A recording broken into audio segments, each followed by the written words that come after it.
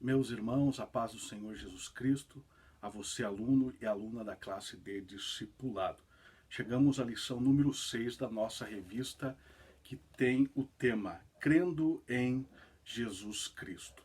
Nesta videoaula vamos estudar um pouco a respeito da pessoa de nosso Senhor e Salvador Jesus. Então vamos lá, sem delongas, vamos à leitura do texto bíblico base, Filipenses capítulo 2, versículos 5 ao 11, que diz assim: De sorte que haja em vós o mesmo sentimento que houve também em Cristo Jesus, que sendo em forma de Deus, não teve por usurpação ser igual a Deus, mas aniquilou-se a si mesmo, tomando a forma de servo, fazendo-se semelhante aos homens.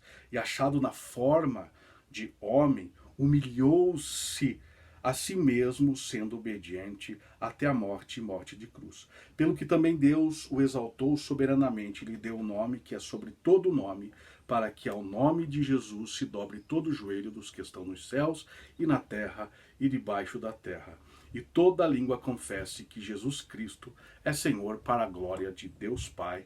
Amém. A meditação tem base bíblica em João 1,14, que diz: E o Verbo se fez carne e habitou entre nós, e vimos a sua glória como a glória do unigênito do Pai, cheio de graça e verdade. Quem é Jesus? Quem é Jesus para nós? O que ele representa para nós?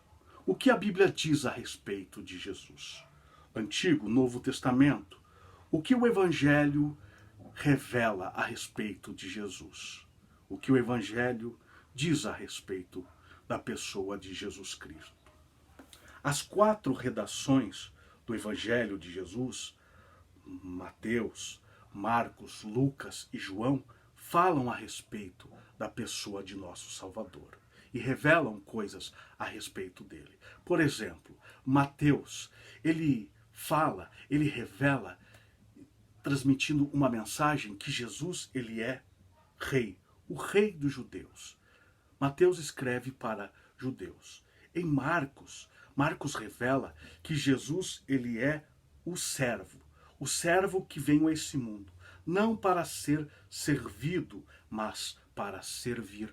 Marcos foi escrito para os romanos. Lucas revela Jesus como o Filho do homem. E Lucas foi escrito para gregos. Mas o Evangelho de João, escrito no final do 1º século, o que ele revela de Jesus? Esse Evangelho, que é chamado o Evangelho Universal, que é para todos, ele é chamado de o Evangelho da Revelação. Por que o Evangelho da Revelação? Porque ele revela a deidade, a divindade de Jesus. Ele revela a origem de Jesus, quem é Jesus e a sua obra. Veja o que João começa escrevendo nesse Evangelho. Ele escreve sobre a encarnação do Verbo, sobre a sua origem, sobre quem ele é e a sua obra. Preste atenção. A origem. No princípio era o Verbo. O Verbo aqui é a palavra. Ele está se referindo a Jesus Cristo. E no princípio era o Verbo. E o Verbo estava com Deus, coexistindo com Deus.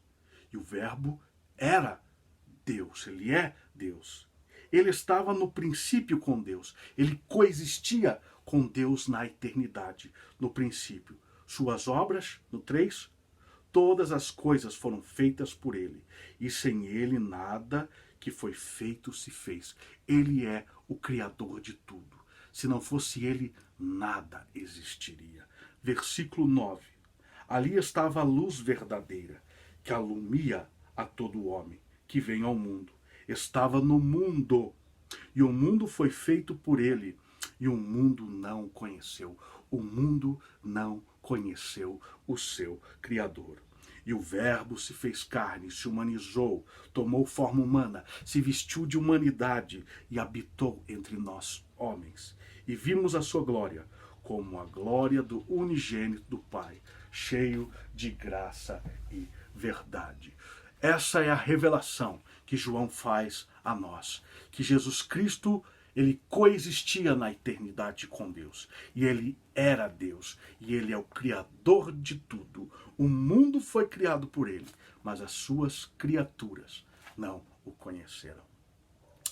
O Deus encarnado, o Deus que tomou forma humana, Jesus Cristo. Mateus, capítulo 1, versículo 23, diz que o seu nome seria Emanuel, que traduzido quer dizer Deus conosco, Deus habitando entre nós. Esse Deus glorioso, criador e sustentador do universo, para se fazer homem, teve que deixar a sua glória e habitar aqui entre nós. Mas como ele fez isso? Uma mulher chamada Maria, uma santa serva de Deus, foi o veículo para Deus, o Eterno, deixar o céu e viver como homem no tempo dos homens. Deus foi gerado no ventre da Maria, não criado, porque ele já coexistia, como já aprendemos aqui. Ele coexistia na eternidade com Deus, mas ele foi gerado em forma humana, no ventre de Maria. Ele foi encarnado e repousou no ventre de Maria, no período de gestação. E veio à luz o Filho eterno de Deus. Nasceu em Belém da Judéia, ali colocado em uma manjedoura, um coxo aonde os animais domésticos comiam, envolto em lençóis. Repousou ali, do trono para um berço feito no coxo. Ali, aquela criança recém-nascida que chorava era o próprio Deus, sustentador do universo, agora em forma humana, como uma criança, um menino Deus. Maria o tomou em seus braços, o amou, o amamentou com tanto carinho. Era o seu filho prometido e ela sabia que aquela criança era o filho eterno de Deus. Ele cresceu, ela o educou, ela limpou a sujeira, ela chorou com o filho, ela ralhou com ele. Educou, não porque Jesus pecou, fez coisas erradas, mas ela educava. Ela era uma educadora, uma mãe. Ela amou e esse menino se tornou homem. Cresceu, se tornou um carpinteiro em Nazaré. Saiu, foi batizado no Rio Jordão pelo seu parente João Batista e começou a anunciar o evangelho do reino, dizendo que ele era o Filho de Deus. E ele veio para salvar o pecador que havia se perdido. Jesus curou, ressuscitou, transformou, impactou vidas nessa terra. Se entregou aos pecadores. Foi preso, torturado, crucificado, morreu, mas ressuscitou, deixando o sepulcro vazio e subiu ao céu. Mas este homem que viveu entre nós há 2000 anos atrás não era somente um homem, mas era o Deus encarnado, o divino humano, o Deus homem habitando entre nós. Antes de Jesus encarnar, ele era espírito. Deus é espírito.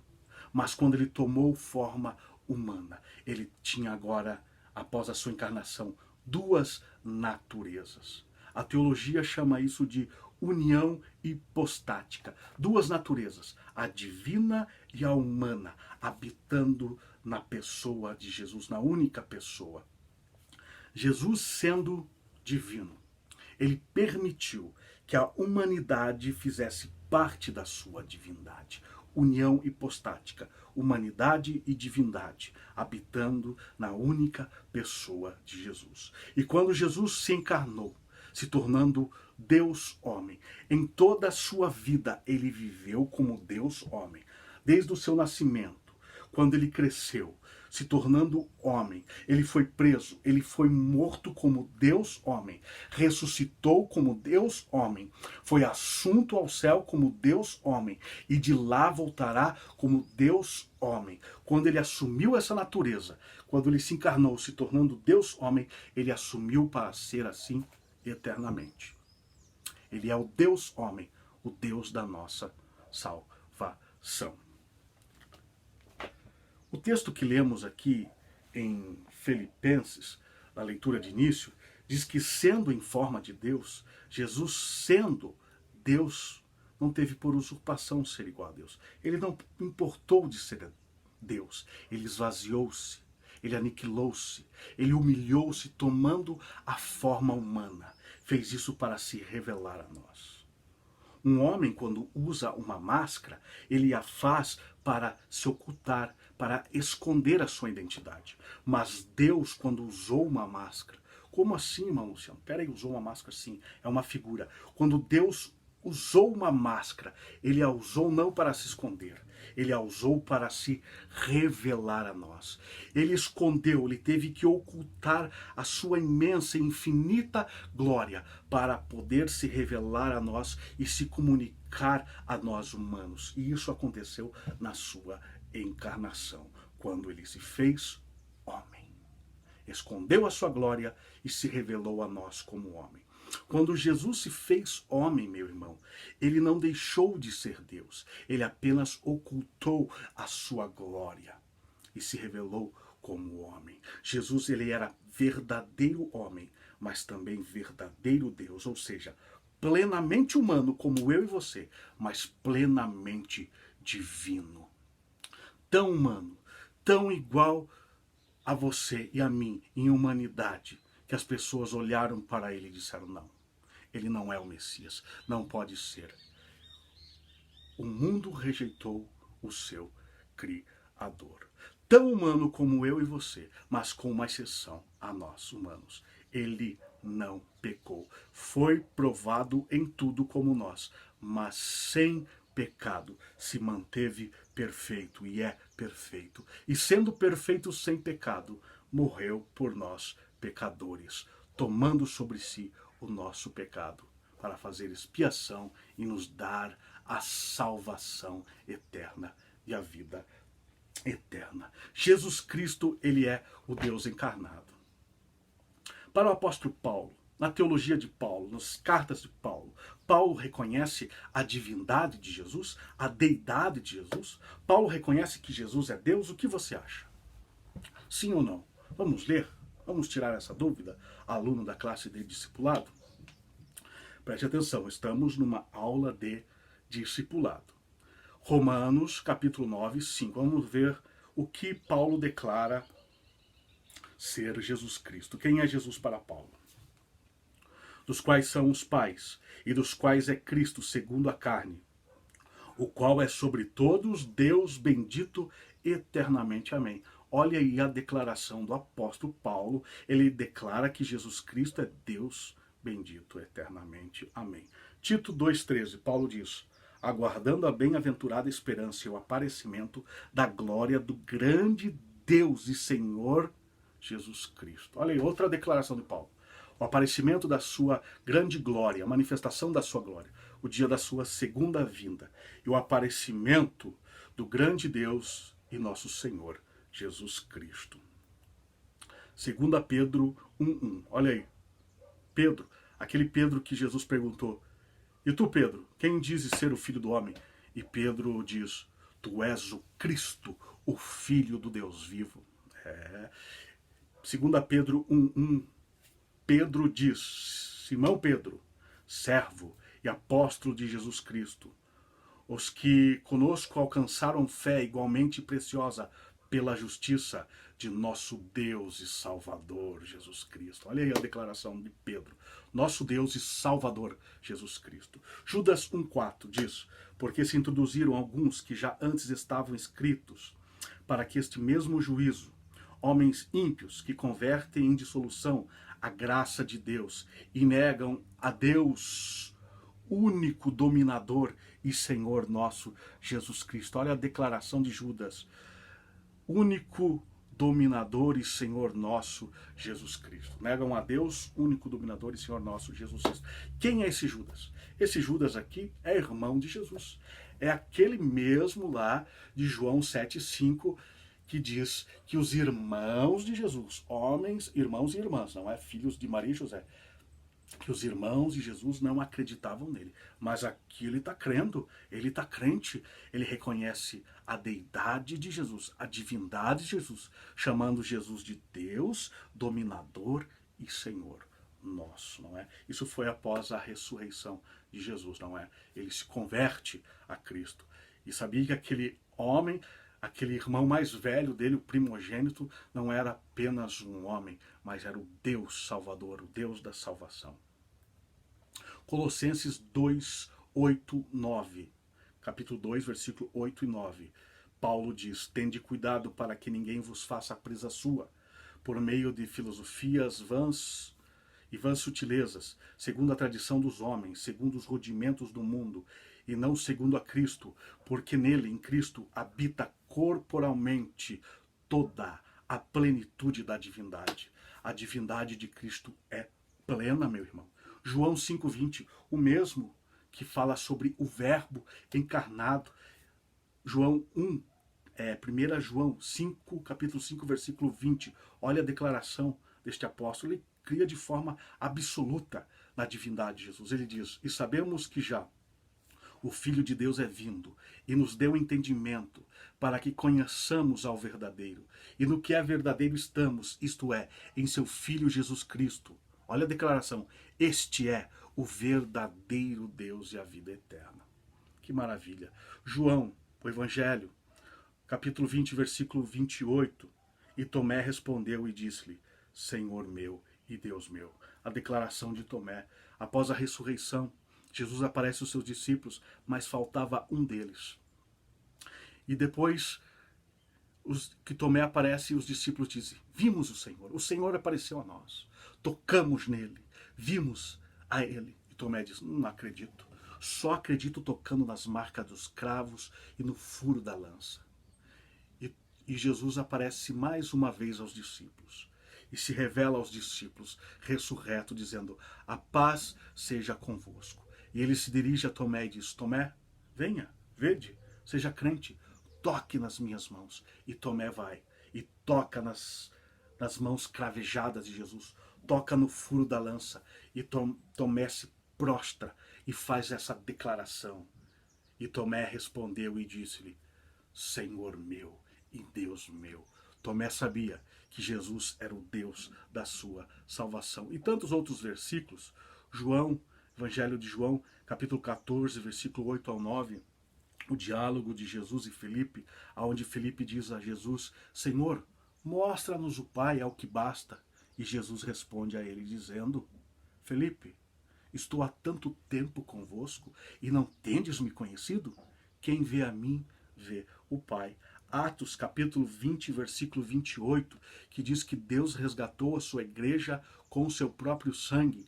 Cristo derramou seu sangue inocente na cruz, no Gólgota. Hebreus capítulo 1, versículo 3 a seguir, que fala de uma forma maravilhosa sobre a deidade, a divindade de Jesus Cristo.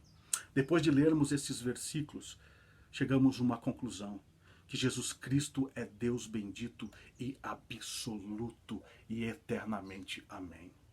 Todo cristão verdadeiro, meu irmão, todo homem e mulher que tem um encontro com Jesus, ele crê na divindade de Jesus. Ele sabe que Jesus não era apenas um homem.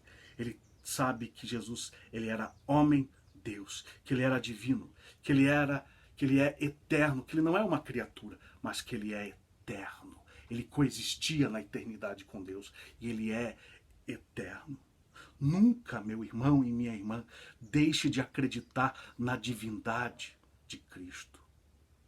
Esse é um dogma, esta é uma crença, é uma doutrina bíblica que todo cristão vela e crê absolutamente na divindade do Filho eterno de Deus. Jesus é o Deus da nossa salvação. Termino aqui repetindo as palavras de Pedro, que diz que nós devemos crescer na graça e no conhecimento de nosso Senhor e Salvador Jesus Cristo. Amém, meu irmão? Não deixe de participar da nossa EBD presencial na igreja todos os domingos, 9h45. Esse vídeo é apenas um rápido vídeo, uma rápida vídeo aula para não passarmos em branco a nossa revista de discipulado de nossa classe, tá bom? Deus te abençoe, Deus te guarde, fiquem todos na paz do Senhor Jesus Cristo. E até a próxima vídeo aula. Amém.